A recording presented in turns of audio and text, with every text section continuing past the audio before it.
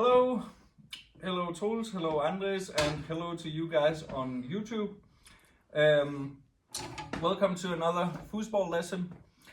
Now I prepared a lesson which is mostly targeted towards beginners who don't know so much about foosball yet, or maybe decent bar players who maybe don't know so much about the theoretical side of it. But it turns out that there are two club players here, one very experienced and also one, let's say, a little bit too advanced for the lesson I had in mind. So we're gonna do something else, and that's gonna be in the form of a Q&A. So you guys who are here can just ask questions about aspects of your game that you're struggling with, and I'll try to come up with some reasonable answers. So who wants to start? Should I? Sure.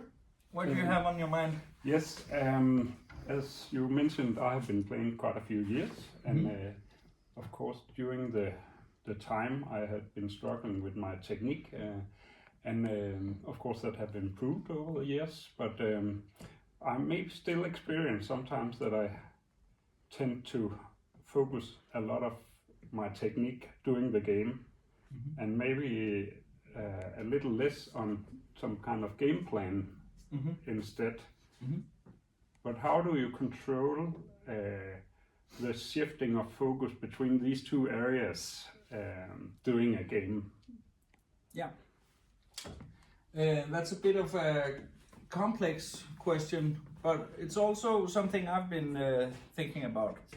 And I think most foosball players have experienced this. Like, if there's some particular shot that usually works for you, or a particular pass that usually works for you, and suddenly in the middle of a match in a tournament you can see that it's actually not working today, or at least not in this match.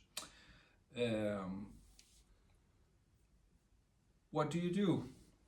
I mean, one or two mis-executions is, of course, that's not enough to conclude it's not working today. But like, if you've tried for like a game and a half in a match that's best out of 5 games, then it's probably time to kind of give up on making that particular shot work, or making that particular pass work.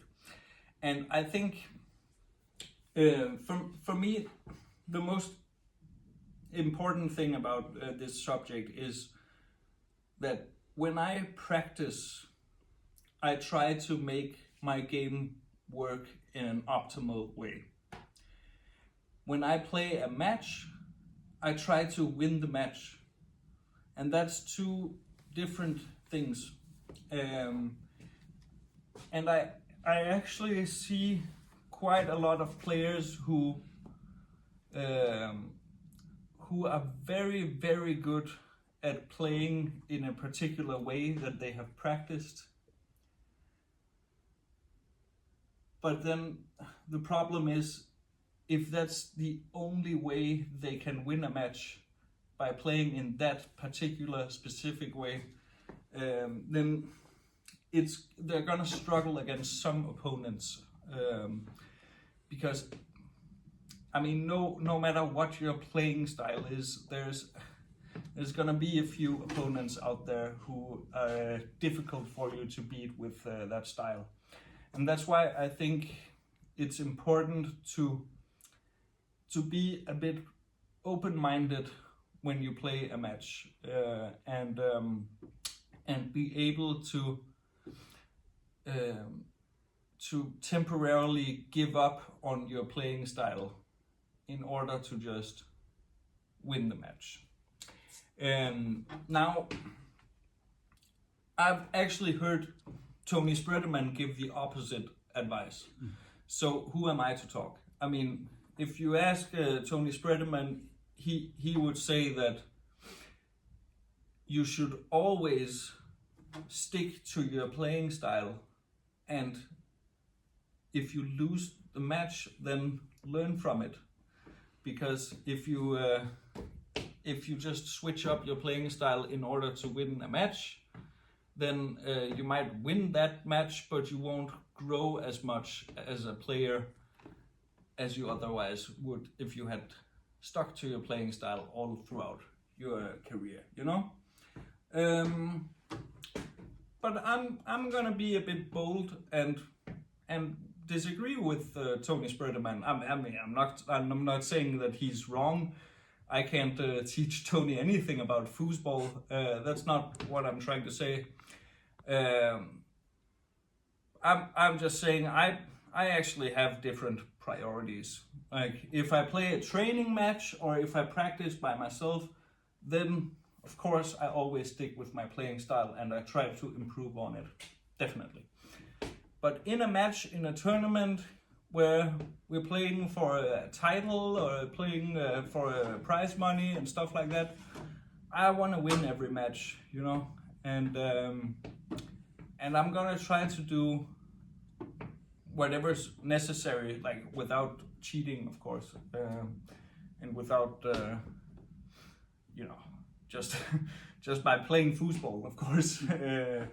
But I mean, the last example I can think of is actually when I played you, Troels, in the club championship in singles. I was losing that match because you know, I was playing a snake shot and I was struggling with my pull side shot, and you gave me some space there for the pull side to kind of go around. See, that's the kind of shot that there was space for, you know. But Troels, he kept like he kept racing me out to the post because my shot on that in that particular match wasn't really good enough, and I think I managed to win the first game because I was also defending quite well on my side, and I think I just got enough possessions that I eventually got the 5 goals before you know. But then after that, you started scoring a bit more successfully, and I was still struggling with my pull side, and I actually lost the next 2 games, you know, which put me in a situation that if I lose another game, the match is over. And what I tried to do was I basically just tried to find one goal at a time, you know. So for example, you had this kind of setup in your defense, and one example is when I set up the ball, I just made a shot like that, found one goal that way. I could feel that you weren't ready for it, but then after that I thought that's probably not gonna work again, you know. Then I tried to come up with some different stuff with like angling it on the push side. That's a push side with a cutback in between the guys. That's not really a shot I normally use, but that kind of thing, it's a bit slow, it's a bit sloppy. I haven't trained that shot, but I mean, again, just needed to find one goal at a time. And then I just I focused more on intensity and speed and trying to defend really well against your 5 bar and not give you too many chances. And I also tried to get some goals from defense and from my 5 bar, things that I don't normally do. Like normally I pass in singles 2 to the 5, 5 to the 3, and I score from the 3 bar. But when I'm really struggling to score, I kind of, of course, at first I try to find a solution for it, but after some time, if I'm put under enough pressure and I still haven't found a solution, then I start trying to get some goals from the 2 bar and from the 5 bar. And I try to do some shots on the 3 bar that I don't usually do, just in order to get this 1 point, 1 point at a time, just trying to win the match. And then I also try to overwhelm you in terms of hand speed. That's a thing that is particularly useful in singles. Like if you have more hand speed than your opponent, even if they are beating you strategically, you can still win quite a lot of points by just punishing them when they are not ready for a quick shot from the 5 bar or something like that.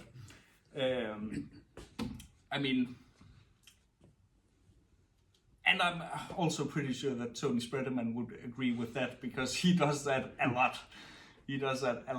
I think his main point was about like people who switch from snake to open hand because they are struggling to score, and then they're struggling to score on that, they switch to a pull shot or something like that, like really switching to a different system altogether. That can work if you're good at different systems.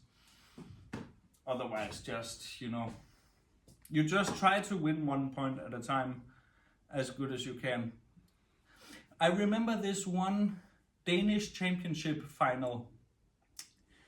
I must admit I don't remember the year, but I'm guessing maybe 2014, something like that. Maybe 2013, 14, maybe. Svend Bonsøl was playing against Troels Trier, a pretty usual Danish championship final in singles. They have played so many Danish championship finals in singles against each other, like a lot of times. And Svend usually plays a closed hand push side shot. So he sets up the ball here and he has his whole system with a closed hand kind of thing, right? And that usually works for him very well. But he had been struggling to score against Troels Trier with this style, and in that match he played snake, which was really surprising to everyone. Like, he had successfully played his closed hand push side style all day and gotten himself to the final, and then from the start of the final he just puts on a snake handle. He didn't even try to do this. I guess he played some training matches against Troels before the tournament and had struggled to score or something, and he just played in this way where, his snake shot is pretty good on all the other tables, because he plays a lot of snake on all the other tables. It's actually only on Bonzini where he plays this closed hand style. So he's a good snake player, but if you've tried to do a snake on a different table and then switch to Bonzini, you'll know that it's different. It's technically different, because the guys just weigh so much more because they're made of metal, so the whole feel and the timing of executing a snake shot is just different. So I'm gonna say, like, of course Sven can shoot a snake on Bonzini, but it's a bit clumsy, you know. It's not world class as his usual style is. But he chose that because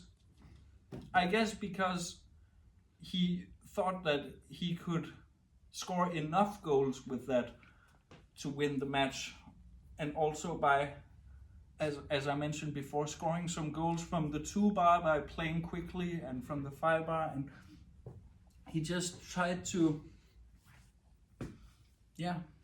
kind of the same thing as the way I beat Jules in the last singles match we had, like just kind of giving up on his usual style for the time being in order to find a way to win this match, you know. And yeah, then after that tournament, I don't think Sven has ever played the snake on Bonzini. I guess he started really practicing the things he needed to work on his 3 bar.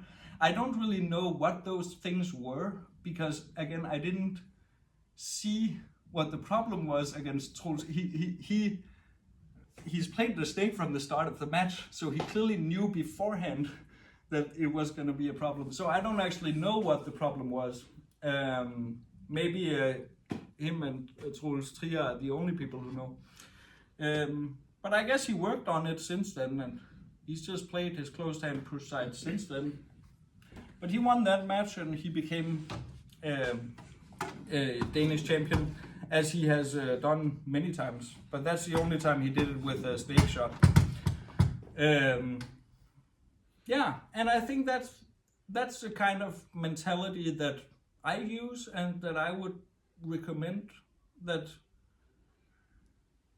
practice and play training matches with the mindset of trying to improve your game and perfect your style, and then play tournament matches with the mindset of just trying to win 1 point at a time, you know.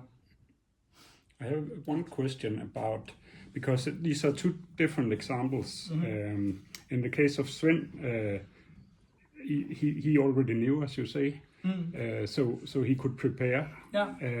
But in the first case where you struggled, maybe you have a mentally bigger task, because you go into the game knowing that you will play your usual style, and then you gradually find out that there's a problem here, I may need to change, and later, I have to do something, and then you decide how that you should do something else. Yeah.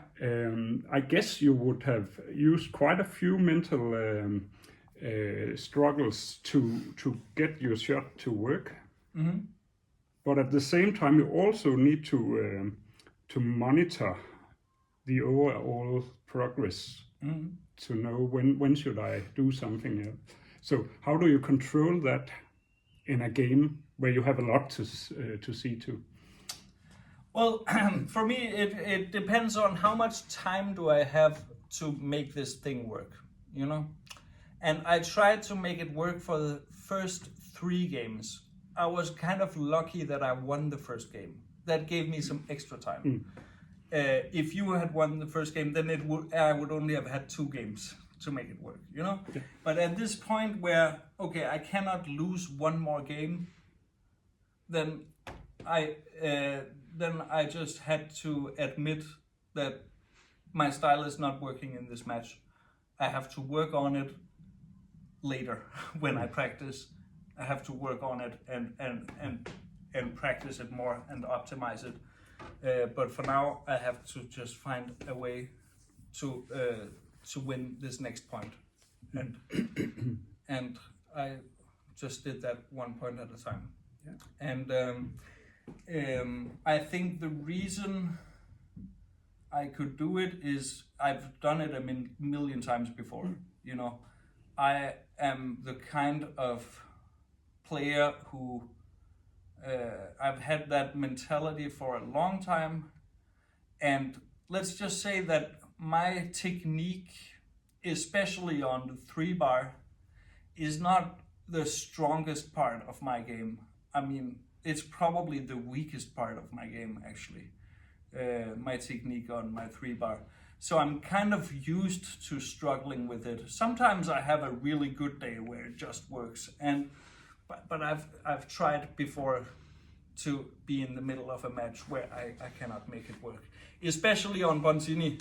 It actually doesn't happen that much to me on other tables, because like I was I've only played like one tornado tournament in my life actually, in London, and I executed like almost every shot on the 3-bar just as I wanted it, and I think it's because on tornado, if you warm up on one table in the playing hall and you get called up to a different table, then you're still ready because the tables are the same, you know. But on Bonzini, there's always a little difference between one Bonzini table and another, and I guess those small differences often make me struggle with my shots, you know. So I'm used to having to come up with some weird way of winning a match, you know. And there are some players who feel completely differently about this stuff. Like, for example, the first one that comes to mind is Lars Jensen. He is a technically much better player than me, and much better. Like his technique is so smooth and perfect. He plays an open-handed pin shot on the 3-bar, but his technique also on the 5-bar it's just so smooth and delicate and perfect, and you know, I wish I could play like that. It's so beautiful and really technically sound, you know. But in my opinion, his problem is that he can only win a match by playing exactly like that, you know. And obviously it works against most people because his game is really, really strong. But if he starts to struggle, he's not gonna change anything. And yeah, that's where I feel it a bit differently. I think it's important to be open-minded about finding some advantages against the specific opponent that you're playing right now, and maybe it's not gonna work in the next match to play like that, you know. The way I beat you at the club championships, I could not have beaten Martin in the final that way. I could not just have played quickly and shot from the 5-bar and beaten him that way, because that's the kind of style that if the match turns into that kind of match, he would beat me at that game, because that is his turf, you know. But I felt like if we turn it into that kind of match against you, I felt like in that kind of match I would probably have the advantage against you. And in a slow-paced, strategic game where we both take our time, and a really controlled game, which is what I normally play, I've felt that it wasn't working on that day. I mean, I would love to make it work, but I had to admit after the first 3 games that it's not working. And then I changed it into a kind of match that I thought I could win against you specifically, not against anyone in the world, but you know, yeah. So the point is, yeah, I've already said it, so I'm just repeating myself. Train to optimize your playing style and your game. Play tournament games to win any way you can win. And just try to find some kind of advantage against the opponent you're playing against. Does that make sense? Very much. Very much. Good. Are there any follow-up questions about that? No, I think it's fine. Great. So, yeah, and maybe I should say, like, I think it's good to be able to. I mean, it's good to know that you're able to do different things, you know? So something that I like to do sometimes is just playing some fastball, I don't know what you call it, speedball, fastball, whatever, where you just play a match where it's not really so controlled, but it's all about being fast and being faster than your opponent, and that you can train stuff like that. And also just, you know, feeling comfortable just improvising things like you know, just shooting from all parts and trying to get some goals and trying to catch the ball and trying to get kind of used to playing like that, so you know that you can do it if you ever need it. That gives me some comfort, so that I know that if my game plan doesn't work, I can always do something else, you know. Yeah. All right. Next topic. I have a topic that is loosely related to it, and that's practicing something, a new technique you would like to learn, and then you would like to implement it to an actual game. And then in the game you are not able to do that, because when you practice, you usually practice alone and under no stress. And in the game, people usually stress, and they start mis-executing the things that was practiced. So when you say you want to implement it in a game, is it an important match in a tournament that you're trying to win, or is it just like a regular game of foosball? Let's say a regular Monday tournament we have here. Okay, because that's not important to win, right? Because you're not playing for a title, you're not playing for money, there's really nothing on the line, right? So in that case, I would just say stick to the style you're trying to learn, definitely. Always just stick to it and make adjustments, and if you lose, it doesn't really matter too much, does it? You know? But can you be more specific about the question? Yeah, when there's a style you play with usually, and it kind of works. Yeah. And you sometimes would like to improve the style or maybe change your style. And if you start playing matches against people, you realize, because maybe that not be as well polished, that you tend to lose games more often with the new style, even though on a future basis, maybe 3, 4, 5 months, sticking to that style would actually be beneficial. But on a short term, you kind of go into a volley. Yes, I mean, I think I've mentioned the learning curve in one of the earlier videos. Like, if you're at this level and you learn something new, you will actually drop a bit, and then slowly over time you will go up to a higher level than what you started at. That's normal. Whenever you change your style, you do sacrifice some results in the short term, because you are playing a style that you haven't practiced as much as what you started out with, right? But if you believe that it's gonna work in the long term, then stick with it. But can you maybe tell me or show me, like, exactly what did you used to do and what are you trying to implement, so I can know a bit more specifically? Yes. For example, one of the examples, like from the back. Should Truls maybe hold the camera? Yeah. If I do like defense shots. Yeah. When I usually shoot, I use open hand shots. Now this handle is very. You can have mine. You can do it from here. Maybe from there.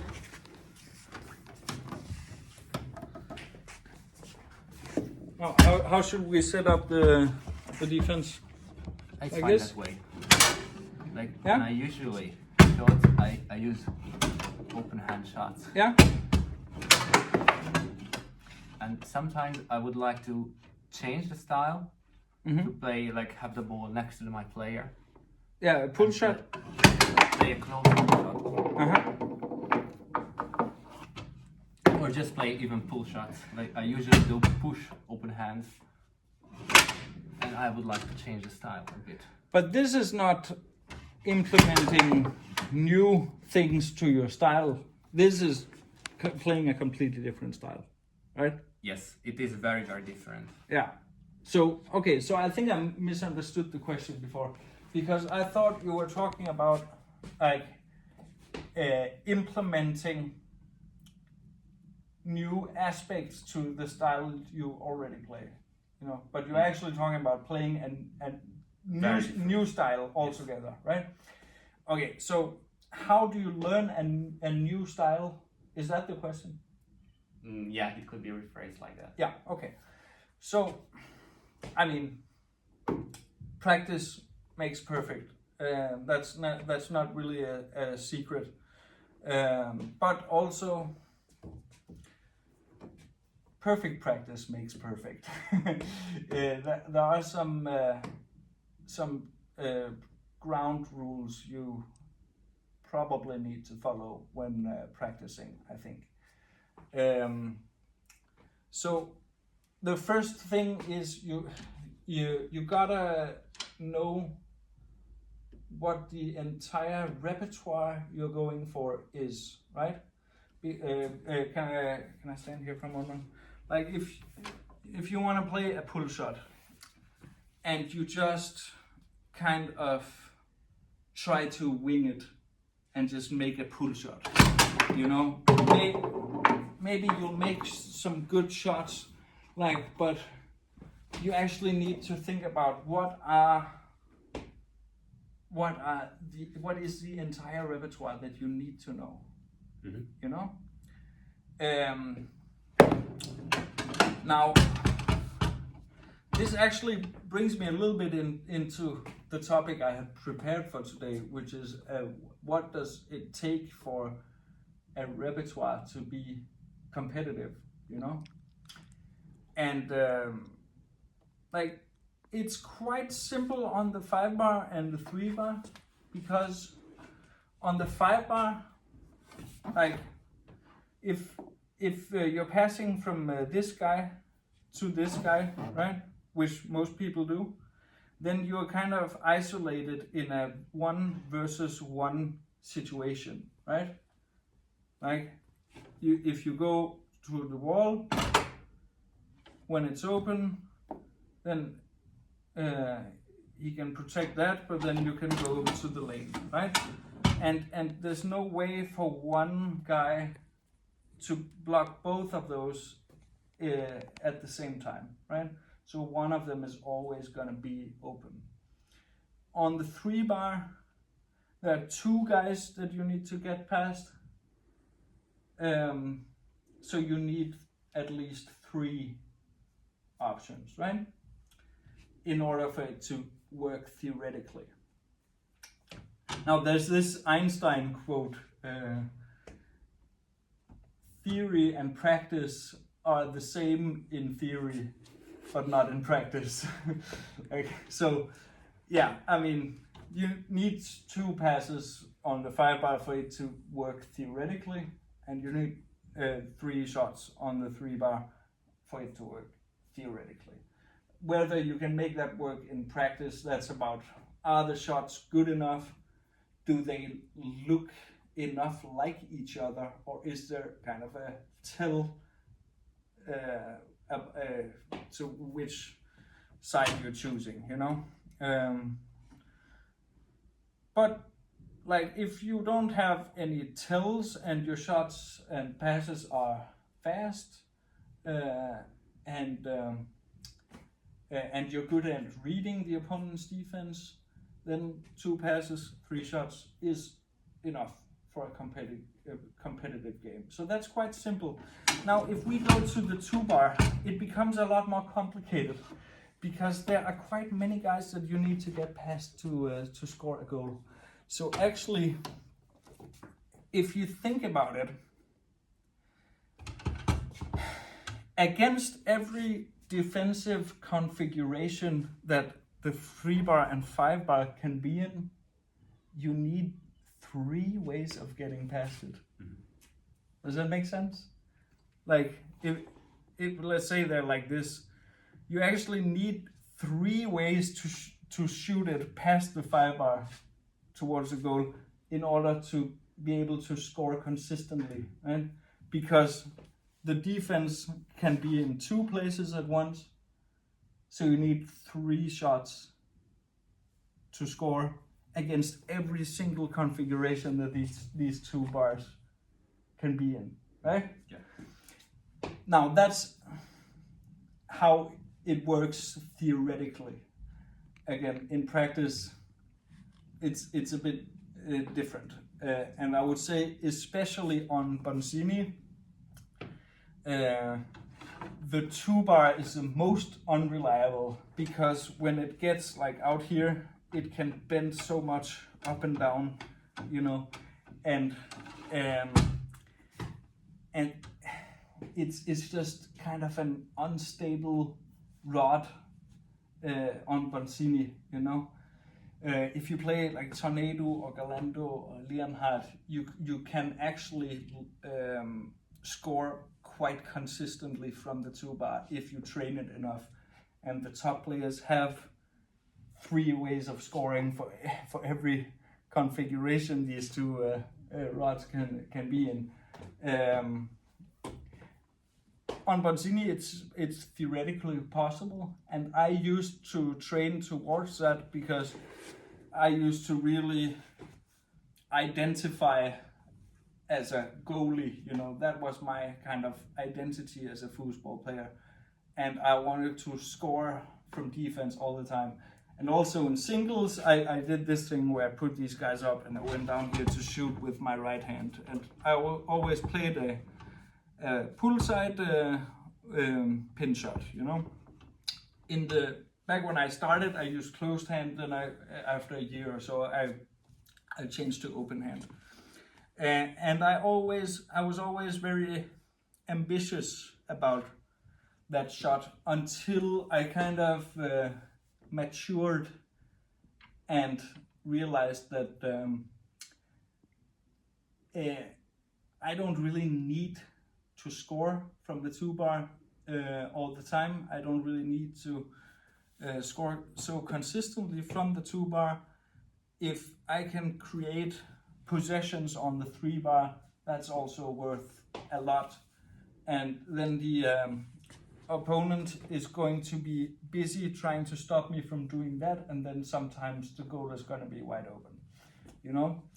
So I think a pull side style, like a pull shot style, I think probably the most important thing is just passing it straight like that and having a partner that can catch it, you know.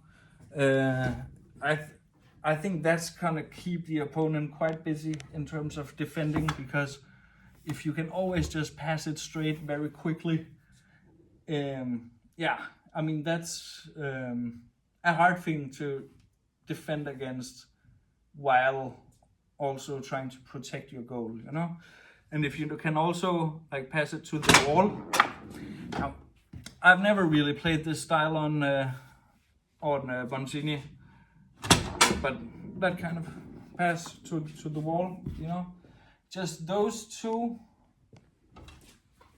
you know, unless the opponent puts his 3-bar like in front of the ball, there's always gonna be space for one of those two, right? Because let's say the 3-bar is not in front of the ball, he can only defend one of those passes with the 5-bar. Because if he's in the wall, you can pass it straight. If he's in the lane, you can pass it to the wall, right? So in order to defend against both of those passes at the same time, he needs to use a 3-bar. And now this kind of gap Wide open. is wide open. So if you can do those 2 passes and some spray shots like in different lengths and different angles, like right now there's room for like a kind of a short pull shot with a lot of spray on it to the long, right? Yeah, but Almost. Not quite enough spray, but you see what I'm going for, right? Then you just practice that kind of shot, right? And you put the 5-bar in different places, and you try to find solutions. Like right now, like to get past it right now, you would lead a longer pull shot motion and still spray to the long, right?